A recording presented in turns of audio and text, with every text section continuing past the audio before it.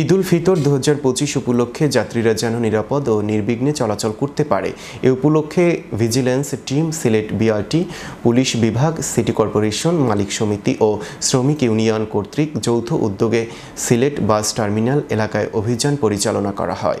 বৃহস্পতিবার দুপুর সিলেটের বাস টার্মিনাল এলাকায় সিলেট বিআরটিএ নির্বাহী ম্যাজিস্ট্রেট সুমাইয়া ফেরদৌস ও বিআরটিএ সিলেট বিভাগ উপপরিচালক মোহাম্মদ ডালিম উদ্দিন এর নেতৃত্বে অভিযান পরিচালনা করা হয়। এ সময় উপস্থিত ছিলেন বিআরটিএ সিলেট বিভাগ মোটরযান পরিদর্শক মোহাম্মদ আব্দুল বারী, বাস মালিক সমিতি সিলেট সহ সভাপতি হাসান চৌধুরী, সিলেট জেলা ট্রাক মালিক সমিতি সাধারণ সম্পাদক নূর আহমদ খান সাদেক, সিলেট জেলা ট্রাক পিকআপ মালিক সমিতি ভারপ্রাপ্ত সভাপতি নাজির আহমেদ স্বপন সহ সাথে উপস্থিত ছিলেন বিআরটিএর প্রতিনিধি ও পুলিশ সদস্যরা। এ সময় দুটি প্রতিষ্ঠানকে জরিমানা করা হয়।